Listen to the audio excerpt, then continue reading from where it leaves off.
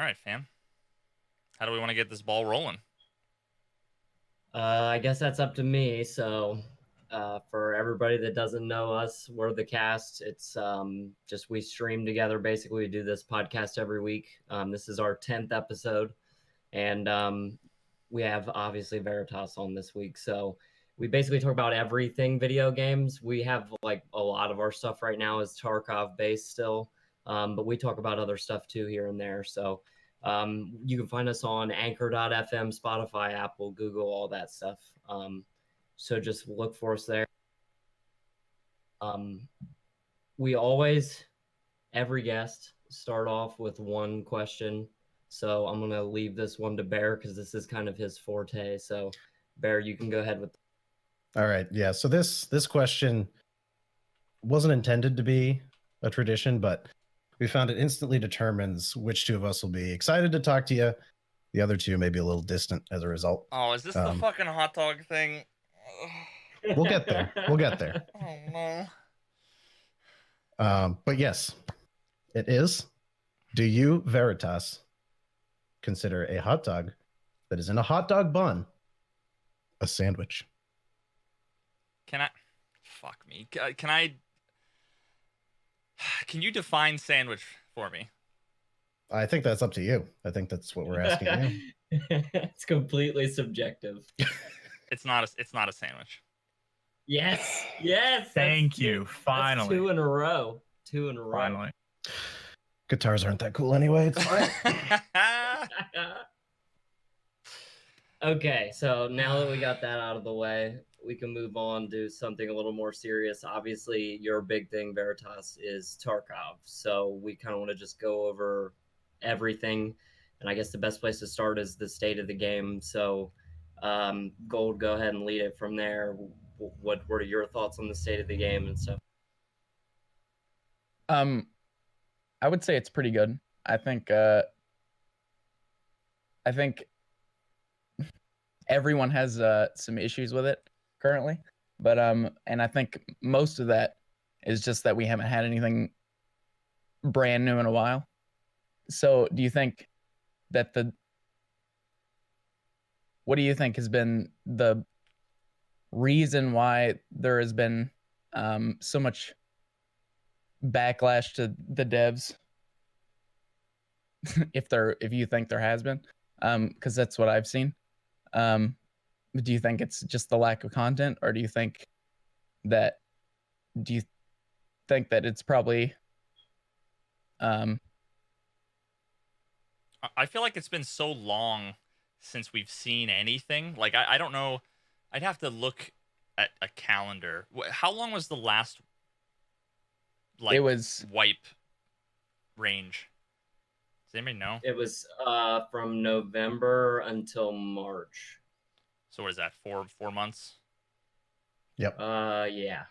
No, wait, it was 6 months. It was October until like the end of March. So it was like just shy of 6 months.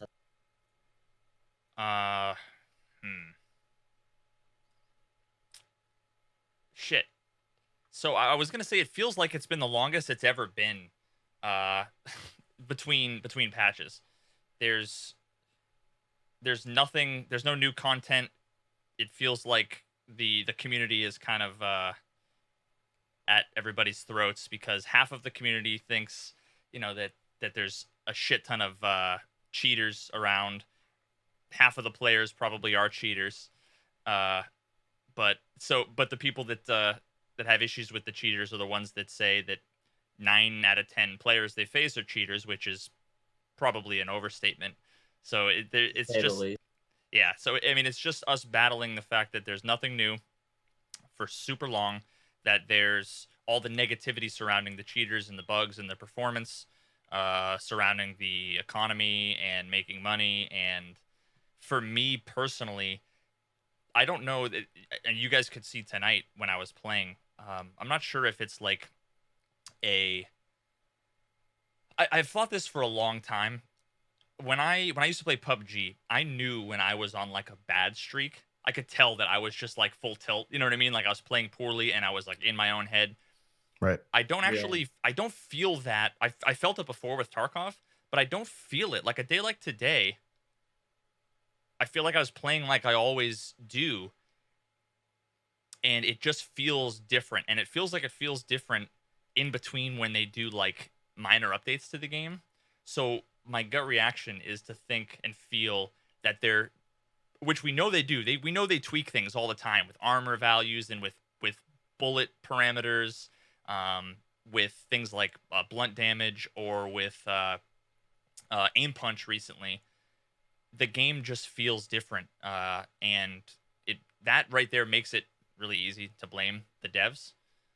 Whether it's fair or not, I couldn't tell you. But it seems like a lot of the, at least streamers that I know and respect, we all seem to have the same sentiment in waves, where it's like, this week felt good, these last 3 days felt really good, but these last 2 days felt like shit. I don't know. It's anecdotal, but it seems like it's too much of a coincidence too often.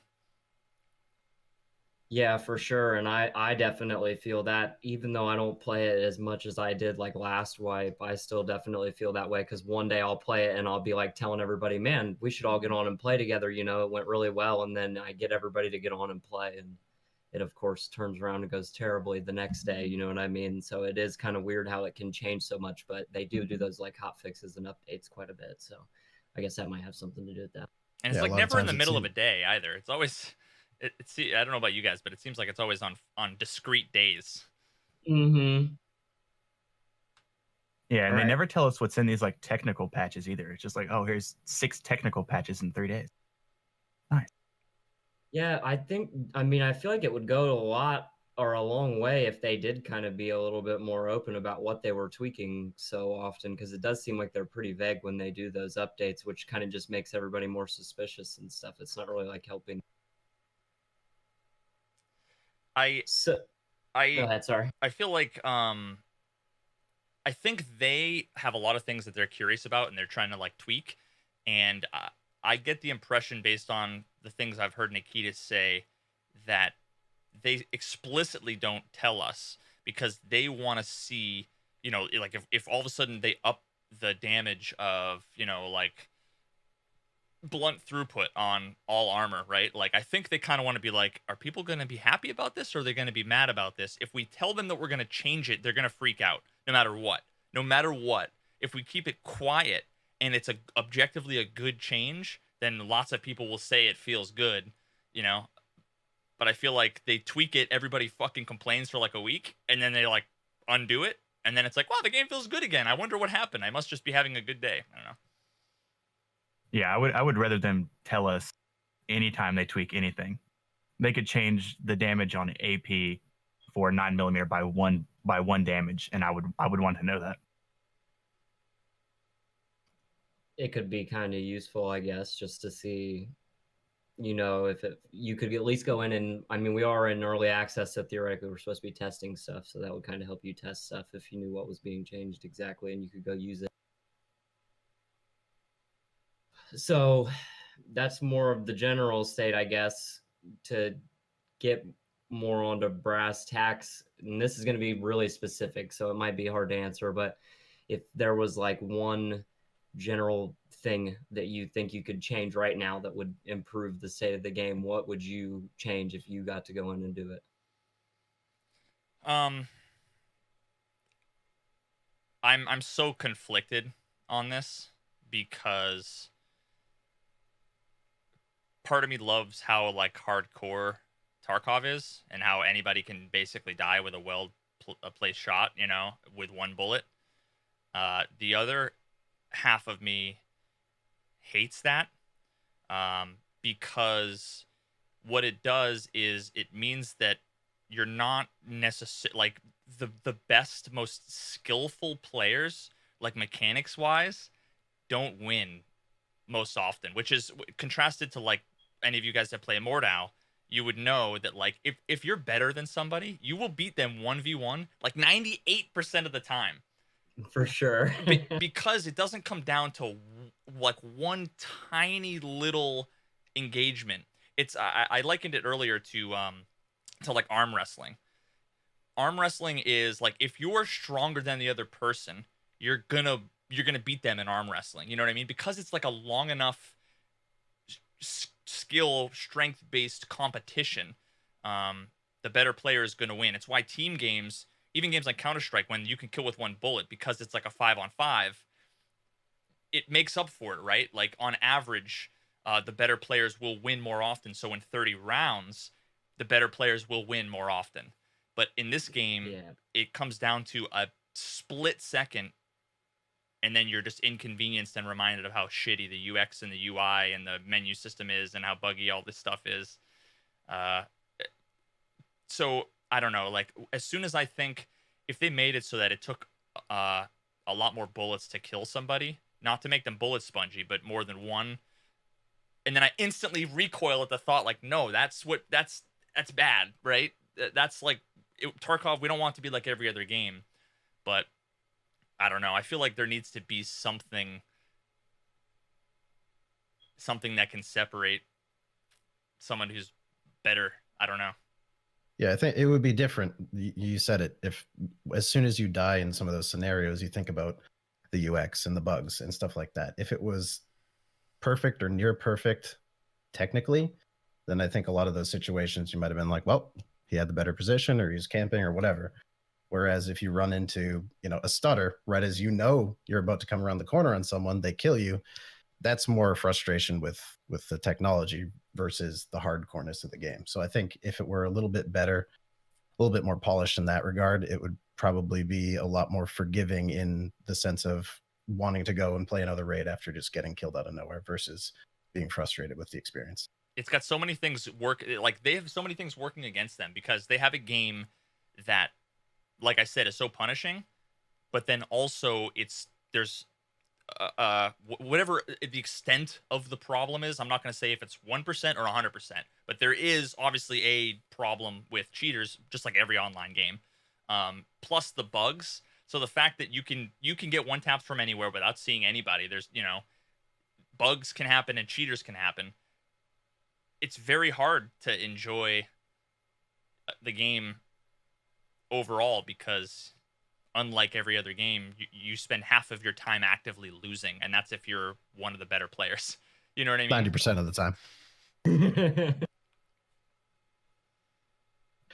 So what do you think about something like arena mode? So you can still have all the same mechanics, but of course arena mode's different from the sort of instance-based go in and loot randomly spawn sort of thing. Do you think that would provide a nice alternative to those frustrating experiences where you spend 45 minutes in a raid and you die to something that you feel like you should have been able to control? Yeah. Or So what are your thoughts on arena mode in general, I guess? I'd want to separate. There's two aspects of this. There's what I want, and there's what I think is good for the game. Right. If they released a sick arena mode right now, raids would be even more dead, and everybody would be playing arena mode. So it would just be like COD or CS:GO, but with better mechanics, which I'd be fine for, right? But the downside, I guess, is that now raids would be even more dead than they were. On the flip side, that's possible that game mode could bring more people in, give them more practice, raise the skill level of everybody because you have much faster repetition of getting in, shooting, reloading. It's not 45 minutes of nothing and then you die. The people who are shitty at the game, the way that you practice is through repetition and muscle memory, and Tarkov does not allow you to do that. You know what I mean? It's not like CS where you can go and shoot bots for 3 hours straight. So I honestly would love arena, and I don't even know that I would go back to the raid mode or how much I would, because I would just want to jump in. It's just like me playing Mordhau and doing duels all day. Like, I just like that.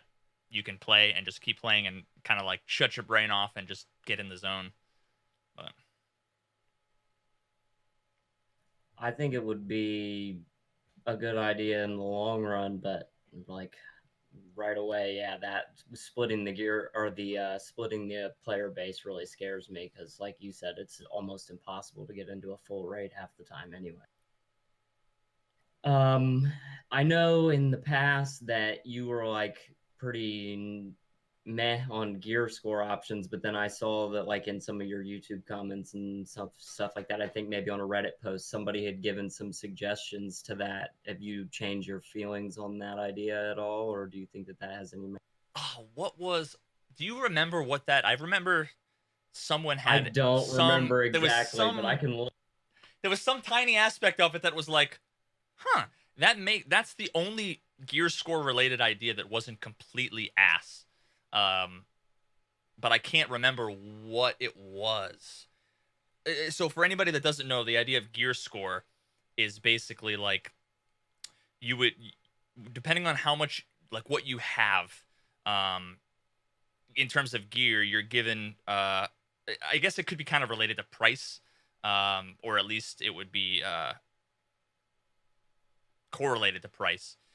How you get a value for your gear, and then you'd be grouped up with people of the same gear, so that if you were like full kitted out, then everybody in the raid would be guaranteed to be full kitted out. There's two big reasons why that would be bad for the game. Hatchets. One is that the hatchlings would then be able to run without any repercussions, right? Because they'd just be running around with other hatchlings. So you just have it would effectively be offline mode, but you get to keep the gear.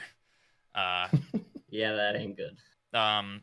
So they would have to, like, if they did that, the only way that they could fix that is make it so that like the total aggregate loot on the map was somehow also correlated to the gear score. I don't know. It's just like too convoluted for it to make sense. But the other big thing, and I think is the more important thing, is it goes against like the heart and soul of what I think Nikita, the devs, and a lot of people like Tarkov for, which is the unpredictability of, you don't know if you're going to run into a squad, nobody, one person, a couple of geared guys, the scav boss, like the unknown. But if you know you're going to run into 5 fully geared dudes on factory every single time, it kind of takes away the, like I said, the heart and soul of Tarkov. But at the same time, part of the heart and soul of Tarkov is sheer and utter fucking boredom. So I don't know. But that's just me. I don't know that I'm a huge fan of the idea in general. At least I'll have to look, and when we move on and somebody else is talking, I'll try and look and find what that caveat was, and I'll bring it up if I can find it. But in general, I'm not a huge fan of the idea either. From what I was looking at in chat, it was either Reddit or a YouTube comment. It was one of those two. I want to say it was Reddit too, but I'm not sure. All right, so I know you're not like a game developer or anything, but just as I guess maybe as a streamer you could answer this, but what do you think about how they handled the development? Like, do you think that they're open enough, or do you think that like they concentrate on the right type of things, or should they focus more on, performance as opposed to more guns and stuff like that? Like overall, how do you think that they've done so far? They've done lots of really great things and lots of really fucked up things. Every company filled with humans that aren't perfect. Yeah, for sure. But I feel like they are this. I feel like a politician when I say that, like, they're really open about a lot of things, but then sometimes they're too open about it, because like there are times where they say, like, the one time Nikita was like, all right guys, the patch is coming up in like 2 weeks, and then it ended up being like 4, and then everybody was fucking pissed if they just not said anything, you know what I mean? So it's like, but there's nothing you can do about with software, you know what I mean? Especially game dev around, like, you can't give a date. You just can't give a date. But I feel like they're more open than any other game that I've actively been playing or been involved with. I'm sure there's other games out there that I haven't been involved with. Like, I don't know, maybe Scum, maybe Insurgency. I don't know. I don't spend time really in those communities. Maybe they're better at it. But I'm overall happy with the dev cycle, how quickly they're able to put out content, and with their communication. I think that they communicate a lot, and I feel like they answer a lot of questions on like Reddit and stuff. I feel like they don't answer the real questions sometimes. Not the right ones. Right. And I know like Nikita means well, but at like most engineers, not all of us can always articulate the why and the how and the what around things like building complex software. But the whole idea of them, are they not putting out enough content? Should they focus on doing fixes to netcode versus adding new guns? I don't know how their team's structured, but generally that's not how like software works. Especially, I would imagine it's even more so in game development, where like there are people who literally they know how to like put models in and do animations, but they know nothing about networking, right? So like they would be literally not working if they didn't have something to fucking do animations for. You know what I mean? The difference between front end work and back end work. Back end work is like the thankless stuff that you'll never notice unless it's broken. And then the front end is all the stuff that everybody notices, and sometimes can take a lot longer, sometimes can be much easier. But they can do both of them. It's not like their entire engineering team is putting JPEGs of guns in the game rather than fixing stutters. It's just not how it works. I appreciate some good back end work. You said that they have put out a lot of good content for the game. What do you think is probably your least favorite like change or patch that Tarkov has had so far? Oof, my least favorite.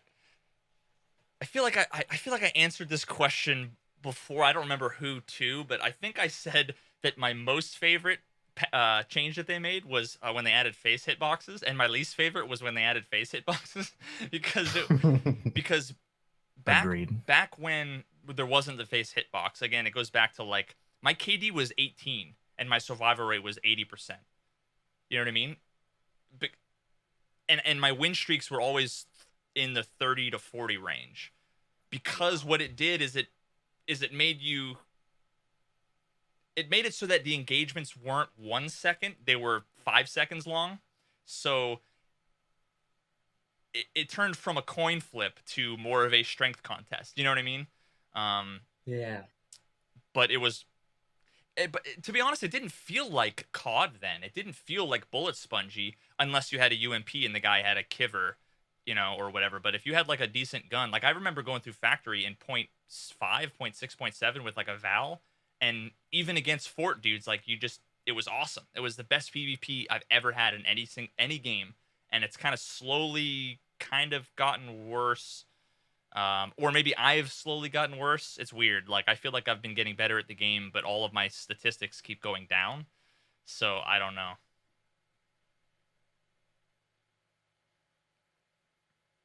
All right. So, as chat was saying earlier, Point 12 is coming out next month, apparently, Kappa. So, what do you think the impact Point 12 will be in, or what is your biggest hope that you come out of Point 12? I mean, the single most feature that I've wanted since day one is the preset loadouts. I think that will make dying, which will happen, as we know, extremely often, a lot more palatable, because I can press a couple of buttons and get back into the raid. I guess I'll burn through my money much faster that way. But yeah, that'll make the time in between raids. Although with the hideout, maybe that'll offset it so that I'll spend more time outside. I don't know, but it's hard to say. There's so many things packed into Point 12 that it could be like the boon we need to bring in a bunch of people back in. A new map, a bunch of new content, new bug fixes. It could make it so that now there's a lot more to the game in terms of investment and like customization and uniqueness. Or it could just be that now hideout is a bunch of busy work bullshit that you have to do. That's not as enjoyable as the stash was, and yeah, it's honestly, it could go either way. And with Battle State, I think it's going to be a coin flip for sure. So, to get more specific, what do you think about off-raid healing? I mean, they don't have enough details released, so I guess there's nothing we can hold you to now. But I've heard like everything from it'll be the end of the world to it's not going to matter. You can just pay a couple rubles and move on. Are you that worried about it, or? I don't think we have enough information to even know. You know what I mean? Yeah, I kind of think the same thing. Like yeah. everybody says it's going to have this effect or it's going to have that effect. That completely depends on how long it takes, how much money it costs, how onerous is the process. Like there's just so many questions that we don't have the answers to, that like the only honest answer anybody can give is I don't know, I guess we'll see, you know. So yeah, for sure. I kind of agree with that take. Moving on from Tarkov specifically, I know like the big thing you've been working on recently. I was watching your stream pretty much all the whole way today, and you worked probably half of it on that app, especially near the end there. So, how's that coming along so far? What do you hope the end game is for that? Just tell us a little bit about it, I guess. So there's a lot of things that I am constantly asking questions about, that I either need to do like science on, and you guys see the spreadsheets and stuff I'm always busting out. So what I wanted to do was try to automate a lot of the stuff that I do with the tools, with the questions I have, with the things like the infographic, that I put together that a lot of people really like. And there was a big demand for the information in the infographic. But it was a pain in the ass to update. I literally had to go in and manually Photoshop every single label, every field, every time a graph. I needed to go change literally the percentages of like bar graphs. It was too much of a pain in the ass. So being an app developer, I figured I could make that much better and more robust. And there's a bunch of new iOS technology coming out in the next couple of months that I wanted to get my hands on. So I figured, I might as well do this. But yeah, I mean, my goal for the app is to have something where like I'll have my iPad up and open, and I'll be able to use it after a fight to see like I just died instantly. I heard the guy, I knew he had an MP5, and I died in what seemed like 2 shots. What are the chances of that, right? Like the only thing we have right now is we go on Google Docs and we look at NoFam's spreadsheet, and you have to scroll down, and I mean it's unbelievable valuable information. It's just not in like the most amazing form factor. Yeah, for sure.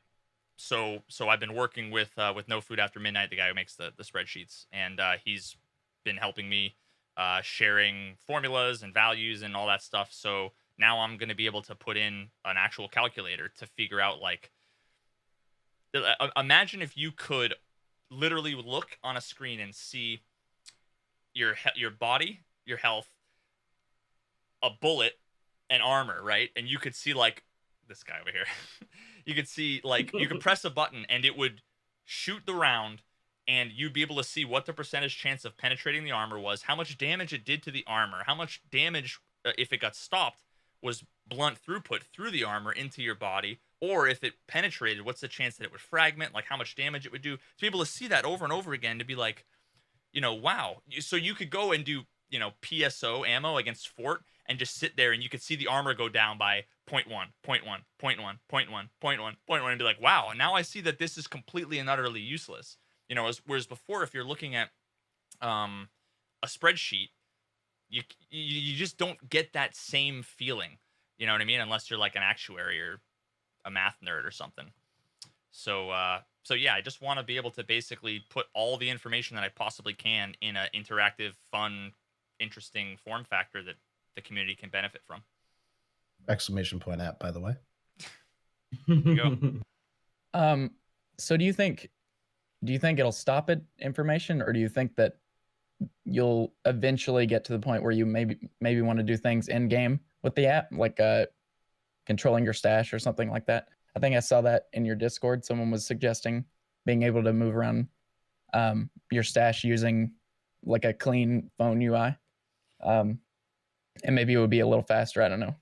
Yeah, I mean, Have you thought of that? I would love to do that. The only problem is that I don't have access to that information. Battlestate does not have open APIs. If they had, open APIs, which I think Nikita said that they plan on doing, but I know it's like a future kind of thing. So Planned. which might be never, could be a year. You know, who knows?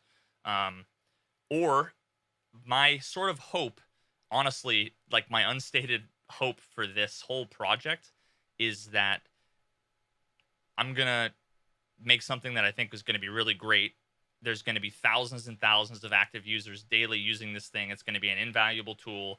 I'm gonna be able to take the analytics that I gather about the users and how much they're using it and what features they use, show it to Battlestate, and either work with them on a mobile app or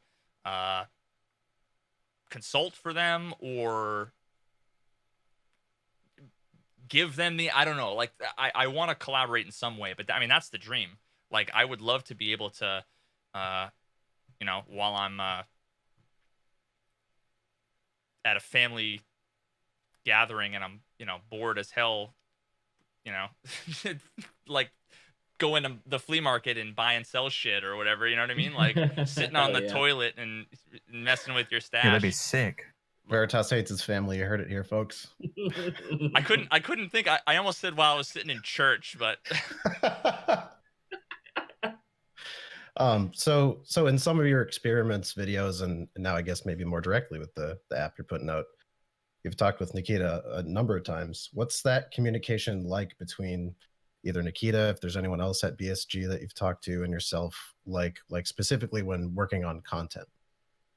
The only time that I've ever spoken with those guys about any of the content that I'm making, it was,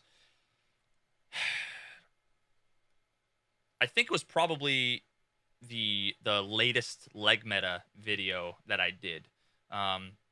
Because before I went through and did a whole bunch of work, I just wanted to ask Nikita a couple of questions, and we had added each other on Discord before because we did the podcast with him and Pestily, and we talked to him about some stuff there, and he basically said that we could reach out to him. So I think I asked him a couple of questions, and it just turned into like a full blown. He's like, "Wow, it's really interesting. I didn't realize that was like happening, or these observations were happening. Maybe I can give you some data and it can help you out." So then literally the next day, he, gave me a spreadsheet full of data that the guys had collected from their the servers, and it was super, super valuable in at least vindicating the research that I had done. But yeah, I mean, it's always been pleasant, and he seems to be, Nikita specifically, when we've talked, seems to be pretty open to ideas. Yeah, it's interesting chatting with him, because you definitely get a different other perspective when you're talking to somebody, engineer to engineer, versus seeing Nikita on a podcast, versus reading what he says on Reddit, versus just a couple of streamers talking. It's definitely a different perspective, and I feel his pain and his struggles around putting out quality software, being responsible for a team that you only have so much control over, hitting deadlines, trying to meet quality. It's impossible to write code without adding tons of bugs in there, and when bugs happen, if I write a bug, it'll like ruin my week, man. If I push out an app to 1 million people and it crashes, even if I hotfix it in 15 minutes, I just feel like complete and utter shit, and that's happened before.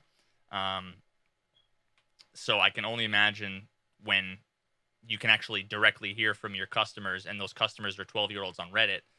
It must be the worst thing ever. That can't be a comfortable work environment for sure. So today, just going over overall streaming, today I watched your stream the whole time, and Tarkov was going pretty rough. Lately it seems like Yeah. Lately, it seems like Mordhau has been more your like enjoyable game to play. Am I wrong in saying that? And if not, like, what do you like most about Mordhau or streaming Mordhau? I guess. Um, I I like that it's Morehouse is like a really great combination of memes and like raw skill, but it's also funny, but it also feels really great, like from an engine perspective, from like a controls perspective, from a skill perspective. But like then there's a dude surfing, naked past you, screaming, "Help me, help!" and then someone else is getting their head chopped off. It's just like such a menagerie of memes that it's super enjoyable, and I can continue to do what I like to do, which is interact with chat, shoot the shit while I'm just sitting there dueling. I can blast the music because sound doesn't matter. Like, I don't need the sound whore like in a shooter. It's overall like a really nice, chill game to stream for sure.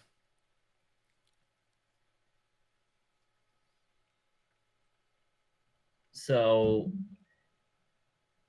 I got to be in a Guts and Glory the other day. Do you want to talk to us a little about that? How's that been going? It's been like a lot of fun to me. It's kind of it's more therapeutic for me and like a way to interact and engage with the community more directly. It's kind of like Hot Guns, but with a little bit more interaction, because before it was just I was doing all the work, but people were submitting their guns to me. Now I'm doing all the work, but other people are competing and getting involved, and that's a lot of fun.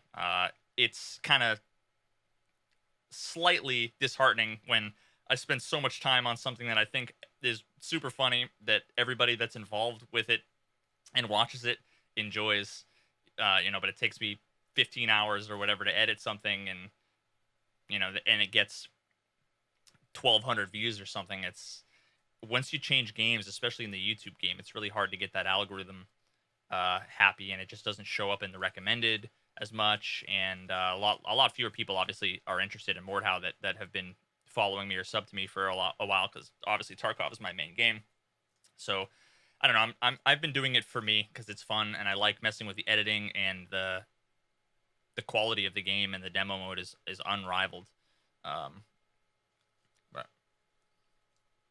How well do you think Mordhau being a new game that you've added to the stream, how do you think it's been received, as far as maybe like your hardcore fans or just people that watch you once a week or something?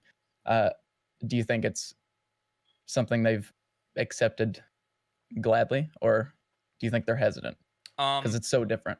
Yeah, so I mean, like if you look at like any community, there's like you have your entire community here. There's a small portion that will watch you no matter what. There's a little bit of another portion that'll watch you as long as you're playing like shooters or whatever. There's some more people that will watch me if I'm just playing guitar. There are some people who just came into the stream because they want to watch Tarkov, and I'm number 1 or number 2 or number 3 in the list. So it really depends. Really, there's a lot of overlap, I think, and I think a lot of it has to do with Clean. Because I feel like Clean was like the one binding force between like Tarkov and Mordhau, that now those like two circles have overlapped, and there's like a little bit of a Venn diagram. And it's crazy how one streamer could do that too, because I agree that that's definitely a big part. Mm-hmm. Yep. It is something to take note of. It's pretty cool. I thought about that after a couple weeks of playing it. I was hesitant to get into it, but after seeing everyone play it and after I saw what fun could be had, I finally jumped in, and I had a lot of fun. And I forever will thank Clean for that. Something I would have never gotten into if not for him. So I never even heard about it. He was the reason I heard about the game too. I was just, I was like, I saw it in my list of streamers on the left side of Twitch. Shout out twitch.tv/Veritas, by the way. I was like, I don't even know how to pronounce that. So I clicked on it, and I was like, okay, this looks like Chivalry, but way better. And so here we are. But so some more stream specific stuff. What do you consider to be the most underrated piece of streaming, either equipment or software that you use that you think others would find value in, or maybe not a lot of people know about it, but it's been working for you? Oof. So I use the Stream Deck like crazy, but everybody knows about that. Everybody freaking has one. Or most everybody has one. And there's also like easy alternatives to do your own hotkeys and stuff, but it makes it really easy. So that's too much of an easy answer. Honestly, I feel like my two favorite additions technology wise to the stream is either my audio or my video setup. Just having a nice camera with a nice like shallow depth of field lens and using the Elgato Cam Link, that's to me I think what sets a lot of streams apart when you go and you watch and you see like the quality of the image is like, whoa. I think the first person I saw that really blew my mind was Markstrom. His is real good. Yeah, he's got a nice setup, and I just remember being like, holy shit, like how is it so nice? You know, because I had only had the like Logitech, you know, cameras that everybody has, and I still have like 20 of them. But yeah, as soon as I saw Markstrom, I started asking him about his camera setup. I ended up finding a slightly more budget setup, which I think is the cheapest you can get a really nice either DSLR or Micro Four Thirds camera. And the cheapest setup you can do is around $500 for the camera, $300 for the lens, and $100 for the Cam Link. So you're looking at $800 or $900. Yikes! And that's probably the cheapest. I couldn't find anything that could do what I wanted to do. But I just love. It's like a different thing, seeing yourself nice crispy HD, you know, and the nice blur in the background and that stuff. And then my microphone audio setup, going from like a Yeti, the Blue Yeti, and having to use like Voicemeeter Banana for all kinds of digital effects, and also OBS for like a noise gate and all that other crap. I got really sick of dealing with all that stuff, to then going to the Shure SM7B mic into a preamp that has noise gate, compression, EQ, all that stuff built in, and then into a mixer. The control you have is so much easier, and it's all hardware based, so it's not gonna crash on you. You know, it's not gonna you're not gonna run into issues with drivers or whatever. It's just I plug the shit into my microphone jack on my computer and it just works, you know? Yeah. So yeah. So I'm gonna ask a question, but I gotta be more like specific than the general question that's asked, because I know everybody asks like what your favorite thing about streaming is, but I don't want to ask it just like streaming specifically, like out of all the content creation, what's your favorite thing that you've come on to doing so far? So like the app, or your music stuff, or YouTube videos, or just streaming, or what out of all that you think is your favorite? That's a good one. It's not the app, and it's probably not YouTube. YouTube will, I think, become a little bit more enjoyable when there's more interesting content. I actually don't really love making like highlight videos. I just have all this content that I feel like it will be wasted if I don't do something with it. I more like the sciencey type videos, and I have a lot more fun doing those. And those have been, I think, one of the biggest boons, and the way that I've been able to like have my tentacles out into development side of things, and also the community. What the hell am I looking at over there? Do you see how Vance perked up when you said tentacles? What's going on? What is that? Are there two logos on my? Oh, whoa! Wait a minute. No, Vance turned his camera off for a second. It's him. He needs a moment because of the tentacle talk. Oh, He gets this way. Munkata, dude, come on. Jesus Christ. But yeah, so I think it's honestly the best, the most fun I've had is has been the science research process, because I'm able to learn a bunch about all sorts of different things, including engineering, the game, graphics, how that all works. But then I'm also able to like talk to the developers and get involved in like helping them make the game better, and then also like help fix the game for the community and answer questions for the community. That I think that's the one thing that kind of binds us all in a fun and interactive way, for sure. But the best part of all this is 100% when I get like messages from folks, and it blows my mind like the amount of messages and all the different types of people from all over the world and ages that like say that they either got into engineering or software or music production or streaming or YouTube, like because of me, or like that's the most flattering, most amazing thing I never would have expected. Yeah, that's what like keeps me sane at the end of the day, where I'm like, why the fuck am I doing this? If I have a shitty day on Tarkov and you know and I'm all grumpy and I'm like, do I really want to do this tomorrow? And then I get a message from somebody being like, yo, you've like changed my life. It's like, well, fuck, like me being grumpy doesn't pales in comparison to actually being able to make some sort of difference, even if it's small. So so I guess we can kind of pivot to Twitch as a whole. I'm going to keep it a little general so you can just talk about whatever pops in your head, but are there certain things that you like about the current state of the platform or dislike? It could be anything, I guess. Yeah, the biggest issue with Twitch right now, and I don't have a solution. It's an issue that I think YouTube does the best, and they do it very badly. Is the discoverability of new content creators. Like, there's so many people who I like watching and who put out fantastic content who are genuinely entertaining to watch and should have more fans, but nobody's ever going to find them because they're stuck at the bottom of a list of 500 people, and it's purely based on your view count. It's like the rich get richer. It's so easy to just sit here and get follows while I'm at the top of Tarkov. You know what I mean? Like, it's sad and it feels unfair. And I wish that there was something that they could do about it. I mean, there needs to be a way that they can somehow objectively score people either based on like the quality of their content or how humorous they are. I don't know, like something. There needs to be some sort of algorithm that can make it so that really genuinely entertaining, high quality folks can get pushed up to the top, and it's not just view count.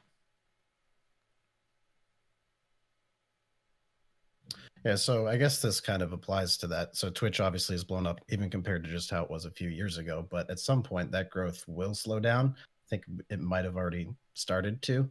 So how do you think Twitch will, or I guess should, and maybe this is discoverability or something else, evolve to try and maintain that growth as their product and the market of streaming services in general kind of matures and comes out of the boom phase?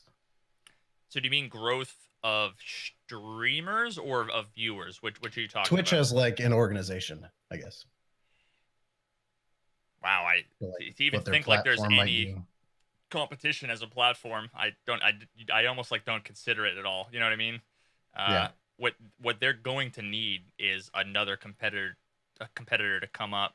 YouTube is, well, not even close. Mm-hmm. I was gonna say Amazon, but they fucking own Twitch, so I guess it's right. Yeah, I mean, I don't know. They have the market cornered. They do it the best. They have the best content creators on there. I think they're gonna probably have to try to pull in more content creators from YouTube, because there's still a lot of really awesome YouTubers that don't stream. That it blows my mind that they don't stream, because the amount of money that you can make from streaming when you've got a bajillion followers like they already do, it's free money. How many YouTubers do you know that just like have 1 million subs and then they hop on Tarkov and they instantly have 4,000 viewers? And it's like, how many people get 4,000 viewers on Tarkov? Nobody. And none of those people are even Tarkov fans. You know what I mean? Yeah. So there's a huge demand for that, for sure. I think that's like a big untapped well that I don't even think they're even advertising towards, marketing towards. I don't think they even have to. Um, but yeah, I don't know. I don't know what they should or could do.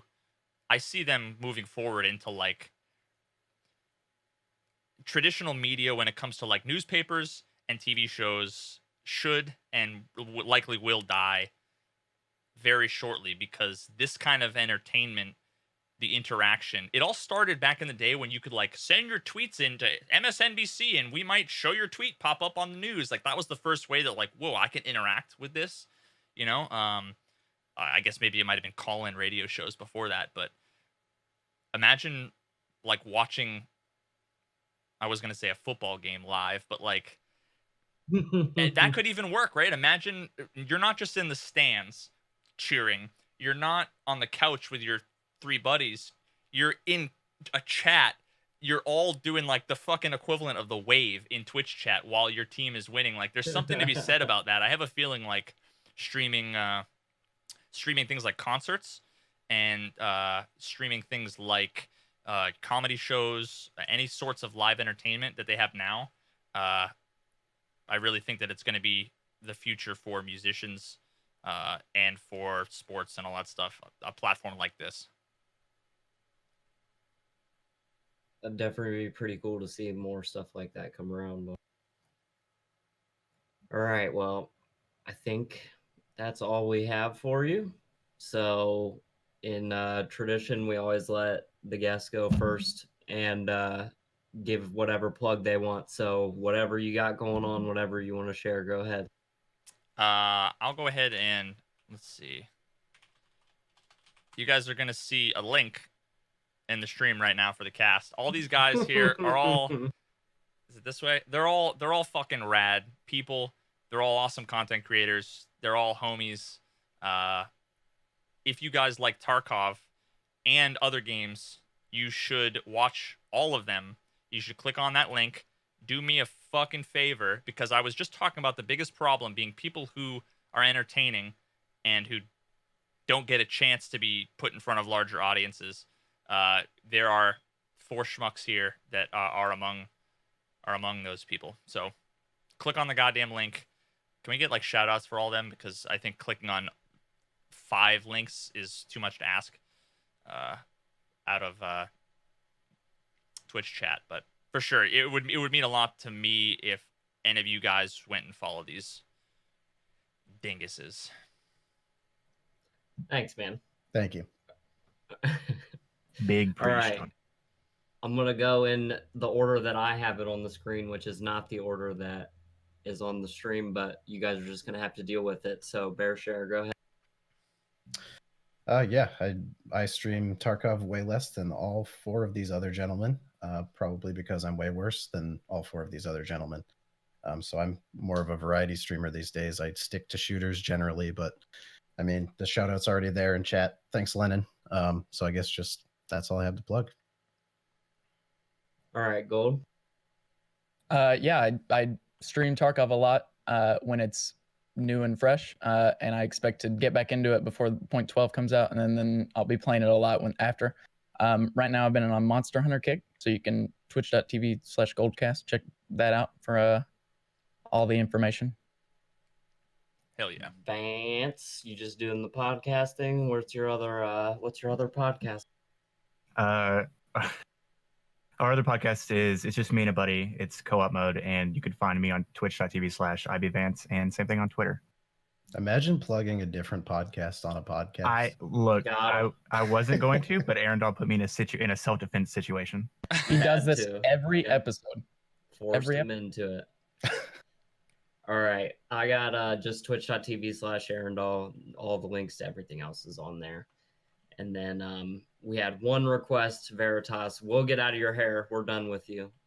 But once we're gone, could you give us a nice little play out over the legend for the outro for the podcast when we're done?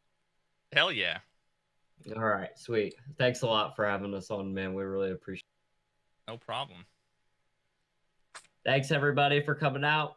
Have a good night, guys. Hot dog's a sandwich, by the way. Wrong. Eat I shit. agree with Bear. Big wrong. These guys. All right. Let's do it, chat.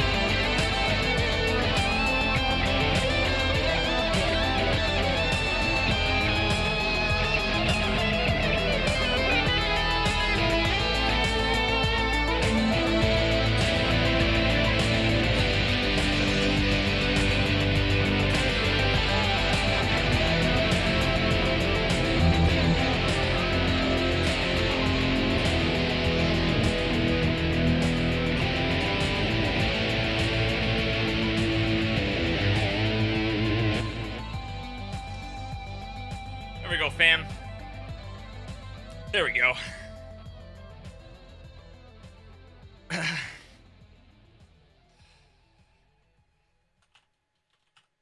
Hope you guys enjoyed. No, thank you guys. That was fun as fuck.